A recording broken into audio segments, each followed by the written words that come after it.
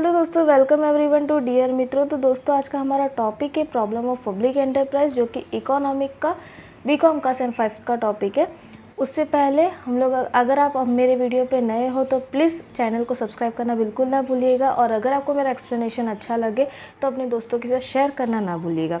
तो हम लोग को ये पता है कि जब भी इंडिपेंडेंस हुआ था उसके बाद हम लोग के यहाँ पे पैसों की बहुत ज़्यादा कमी हो गई थी। तो पैसों का सपोर्ट हमको किसने किया था? गवर्नमेंट ने किया था। गवर्नमेंट ने बेसिक और की इंडस्ट्री स्टार्ट की थी, जिसकी वजह से हम लोग का धीरे धीरे कंट्री डेवलप्ड होने लगा था। लेकिन वो इतना सपोर्ट नहीं कर रहा था जितना ज़रूरत था। तो आज हम लोग टॉपिक में यही देखेंगे कि पब्लिक सेक्टर एंटरप्राइज में कौन कौन सी ऐसी प्रॉब्लम है जिसको सॉल्व आउट करना ज़रूरी है। इसमें सबसे पहले हमको दिया हुआ है unduly large size of the plant. Many of the public sector units in India are of unduly large size. This may perhaps been done to reach the economic of scales and meet the future demand. But in fact, what has happened is that because of unduly large size, many of the enterprise work only up to 50 to 60% of the installed capacity. Public sector enterprise का जो size है वो काफ़ी ज़्यादा बड़ा है। ये government ये सोच के बड़ा कर रही है कि अगर शायद बड़ा रहा तो ज़्यादा डेवलप्ड होगा, हम लोग को ज़्यादा से ज़्यादा डिमांड कंप्लीट कर पाएंगे।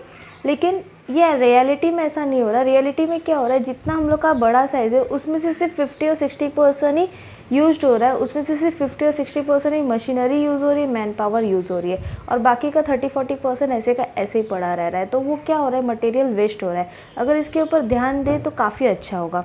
Second, defective project planning. It has been found that the project planning in most of the cases is not undertaken in the scientific manner. Little attention is paid to adequate and systematic study of our availability of raw material, anticipated demand, etc. All this results in delay in completions and increasing the cost. हम लोग का project planning सही से नहीं है। यानी हम लोग को ये पता है, हम लोग जब भी कोई काम करने जाते हैं तो हमको सबसे पहला काम क्या करना पड़ता है, प्लान करना पड़ता है। लेकिन गवर्नमेंट का ये प्लानिंग सही से नहीं रहता। उन लोग मतलब बिन मतलब का प्लान बनाते हैं और उसको यूज़ करने की कोशिश करते हैं। अब समझो उन्होंने रॉ मटेरियल का बिना कैलकुलेट करके रॉ मटेरियल मंगा दिया और रॉ मटेरियल का अवेलेबिलिटी रहा ही नहीं, तो क्या हो जाएगा, काम उतने टाइम तक के लिए ठप हो जाएगा, यानी काम चलेगा ही नहीं, और बिन मतलब का हमारा टाइम वेस्ट होगा, बिन मतलब का मैन पावर वेस्ट होगा। तो इसकी वजह से इन्होंने कहा है कि अगर प्लानिंग के ऊपर सही से ध्यान दोगे तो आप जो ऐसे ही बैठे रह रहे हो, यानी कंपनी जो ऐसे ही थप बैठी हुई है, तो वो चलती रहेगी। थर्ड हम लोग का दिया हुआ है autonomy versus control. One of the most important problem of public enterprise is that of bringing about a judicious balance between the need of autonomy and the need of control over them by public authority। एक सबसे important problem जो public enterprise में ये है वो है कि हम लोग की ऑटोनॉमी और हम लोग का कंट्रोल, ये दोनों में बैलेंस्ड होना। ऑटोनॉमी का मतलब क्या होता है, तो हमारे जो टॉप लेवल है वो अपनी पावर अपने नीचे के लेवल को देते हैं, उसको हम लोग ऑटोनॉमी बोलते हैं। लेकिन जब भी हम लोग ऑटोनॉमी करते हैं तो उस टाइम पे उसके साथ साथ वो कंट्रोल भी रखना ज़रूरी हो जाता है, ठीक है। So for public enterprise implies freedom in management in its day-to-day working. It should however be remembered here that excessive control by the parliament over the public enterprise is likely to have an adverse effect on the efficiency and initiative। यानी अगर parliament ने बहुत ज़्यादा control कर दिया, बहुत ज़्यादा control करके रखा, उन्होंने पावर तो दे दिए लेकिन उन लोग जानबूझ के ऐसा बोल रहे ये काम कर, वो काम कर, ऐसा नहीं करना, वैसा नहीं करना, तो क्या प्रॉब्लम हो जाएगी, उन लोग जो काम कर रहे हैं, जिनके पास अथॉरिटी आई है, उन लोग काम करने से मना कर देंगे या जानबूझ के वो काम करेंगे नहीं, ठीक है। तो ज़्यादा कंट्रोल होना भी सही बात नहीं है, लेकिन उसके साथ साथ ज़्यादा फ्रीडम देना भी सही नहीं है। अगर ज़्यादा फ्रीडम दे दिया तो लोग जानबूझ के उस चीज़ को इग्नोर करेंगे, ओके। फोर्थ हम लोग को दिया हुआ है problem of recruitment of sustainable personal. Sometimes staff assignment is on deputation with the result that they hardly reward the wholehearted attention to the assignment entrusted to them. The loyalty and inspiration lie not in the project to which they are attached but on the parent organization। बहुत time ऐसा होता है कि जहाँ पे जो काम, जो पर्सन की ज़रूरत रहती है वो पर्सन अप्लाई नहीं होता, यानी जो वर्कर चाहिए रहता है वो वर्कर हम लोग को मिलता नहीं पब्लिक एंटरप्राइज। फॉर एग्जांपल अगर हम लोग को एग्जीक्यूटर चाहिए, हम लोग को टॉप मोस्ट अथॉरिटी को किसी को सिलेक्ट करना है, लेकिन हम लोग के पास अवेलेबिलिटी ही नहीं है, तो हम क्या करेंगे, जो हम लोग के पास अवेलेबल है, यानी जिसका ग्रेजुएशन हुआ है, जिसका सिर्फ 12th है, उसको हम लोग टॉप एग्जीक्यूटिव में कर देंगे। प्रॉब्लम क्या होगा, ट्रेनेड स्टाफ नहीं रहेगा, इसकी वजह से वो डिसीजन सही से नहीं ले पाएगा, ठीक है। Many a time post of chief executive or executive director lie vacant in public sector enterprise. That is to say, this unit seems to run without any captains. The difficulty is that in first place there is a shortage of proper personnel in the public sector itself.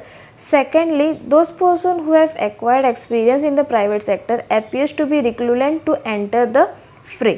इसमें हम लोग को दिया हुआ है कि बहुत time ऐसा रहता है कि चीफ एग्जीक्यूटिव ऑफिसर या एग्जीक्यूटिव डायरेक्टर की प्लेस ऐसी की ऐसी ही पड़ी रहती है, कोई वहाँ पे वैकेंट हो ही नहीं पाता। इसका दो कारण है। सबसे पहला कि हमारे यहाँ पे जो वैकेंसी है वो बहुत कम है और कंपटीशन बहुत ज़्यादा है, ठीक है। सेकंड, अगर समझो कोई प्राइवेट एंटरप्राइज से ट्रेन होके वहाँ पे जा रहा है तो उसका टाइम पीरियड बहुत कम रहता है, मिनिमम उनका 2 ईयर्स टाइम पीरियड रहता है, उससे ज़्यादा वो काम नहीं कर सकते वहाँ पे। It is for the governor to set up proper norms in the relationship with the public sector unit and promote a measure-proof administrative autonomy with each unit. Besides, tenure of office should be extended to 5 years. इसको सुधारा कैसे जा सकता है? तो public sector enterprise को ये problem के ऊपर ध्यान देना चाहिए। उसी के साथ साथ मिनिमम पीरियड जो 2 ईयर्स का है उसको एक्सटेंड करके 5 ईयर्स तक कर देना चाहिए। फिफ्थ हम लोग का दिया हुआ है problem of location. In deciding the location of public sector unit, there is a political force and pressure from different direction each states put forward is claimed.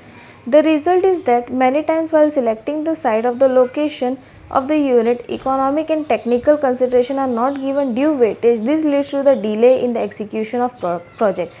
बहुत टाइम ऐसा होता है कि जब भी हम लोग लोकेशन को सिलेक्ट करते हैं पब्लिक सेक्टर एंटरप्राइज में, तो हर स्टेट चाहता है ये कंपनी हमारे यहाँ पे प्रोडक्शन करे, ये कंपनी हमारे यहाँ पे प्रोडक्शन करे। हर स्टेट अपने अपने में झगड़ने लगता है, तो वो स्टेट के झगड़े की वजह से हम लोग को सही लोकेशन नहीं मिलता कि हम लोग को एग्जैक्टली अपनी कंपनी कहाँ पे एस्टेब्लिश करनी है। इसकी वजह से प्रॉब्लम क्या होता है, बहुत ज़्यादा टाइम खींच जाता है इसमें कि हम लोग को कहाँ पे अपनी जगह सिलेक्ट करनी है। उसके साथ साथ अगर समझो वो हम लोग ने जगह सिलेक्ट कर दी और वो गलत डिसीजन हो गया तो फिर और आगे हम लोग को नुकसान होगा। Delay in completion of project and increase in the cost of construction. A large number of reports on the working of public sector project take a longer time to complete the project. On the other side, there have been frequent upward revision in the cost of project. This is partly due to the inflationary situation, but largely due to the poor and inadequate proper planning. हम लोग का जो भी हम लोग को काम दिया रहता है वो काम बहुत ही ज़्यादा डिले हो जाता है, मतलब बहुत ज़्यादा टाइम लेते हैं। हम लोग ने नॉर्मल गवर्नमेंट वर्क देखा ही है कि किस तरीके से वो काम करते हैं। हम लोग का जो काम 1 हफ्ते में निपटना चाहिए वो कितना टाइम लेता है, 1 महीना 2 महीना या साल भी निकल जाते हैं। तो इसकी वजह से काफ़ी लोग ऐसे कंटाल जाते हैं, वो काम करना नहीं चाहते। और उसके हम लोग को ये पता है कि हमेशा सिचुएशन सेम तो रहती नहीं है, कभी कभार ऐसा हो जाता है कि बहुत ज़्यादा इन्फ्लेशनरी हो जाता है, डिफ्लेशन की सिचुएशन हो जाती है, तो उन लोग को वो सब चीज़ों का कुछ फ़र्क नहीं पड़ता। और ये प्रॉब्लम किसकी वजह से आ रहा है, क्योंकि यहाँ पर प्लानिंग सही से नहीं हो रहा, ठीक है। 7, overcapitalization. There has been overcapitalization in many of the public sector projects like the Heavy Engineering Corporation, Hindustan Aeronautics, etc. The input-output ratio in this project has been found very unfavorable. This is main due to the bad planning which has resulted in the surplus machine capacity delay and availability expenditure in the construction. जितना पैसा चाहिए उससे ज़्यादा capital जो है वो company के अंदर रखा हुआ है। अब ज़्यादा से ज़्यादा पैसा लगाओगे लेकिन उतना आउटपुट नहीं लेके आओगे तो क्या प्रॉब्लम होगा, वो पैसा वही का वही अटका रहेगा, ठीक है। अब ये प्रॉब्लम किसकी वजह से हो रही है, क्योंकि प्लानिंग सही से नहीं, यानी इनडायरेक्टली सब चीज़ किसके साथ कनेक्टेड है, प्लान के साथ। नेक्स्ट हम लोग का है overstaffing. It has been found in many public enterprise staff recruited is far excess of actual requirement manpower planning is rather poor and some enterprise show a miserable lack of foresight in recruiting personnel. बहुत time ऐसा हुआ है कि जितना staff government employees में चाहिए उस ज़रूरत से ज़्यादा ही उन्होंने स्टाफ को रिक्रूट किया है, और फिर प्रॉब्लम क्या होगा, उनको पैसे देने का प्रॉब्लम होगा। जितना ज़रूरत है उतना स्टाफ है ही नहीं, और जो काम के लिए चाहिए वो स्टाफ तो है ही नहीं, बिन मतलब के स्टाफ रखे हुए, तो इसकी वजह से भी हम लोग को आगे प्रॉब्लम्स हो सकती है।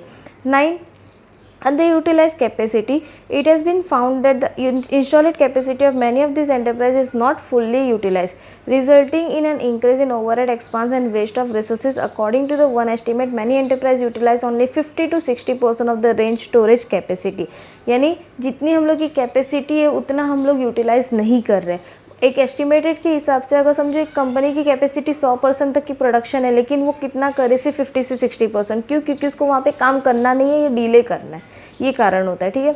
10, incentive for higher efficiency. In order to improve the standard of efficiency and productivity of public enterprise, it is essential to give proper and adequate incentive to the employee. This incentive may be either negative or positive. यानी अगर जो company के अंदर जो काम salary किसके base पे दे रही है ये भी डिपेंड करता है। अगर वो काम कर रहा है तो उसको सैलरी दो, काम नहीं कर रहा है, काम में जानबूझ के प्रॉब्लम कर रहा है, डिले कर रहा है, तो उसमें वहाँ पे नेगेटिव रिक्रूटमेंट भी करो, यानी उन लोगों को पनिश्ड भी करो, ठीक है। अब ये इंसेंटिव जो है पॉजिटिव इंसेंटिव भी हो सकते हैं, नेगेटिव इंसेंटिव भी हो सकते हैं। पॉजिटिव इंसेंटिव में कौन कौन सी चीज़ें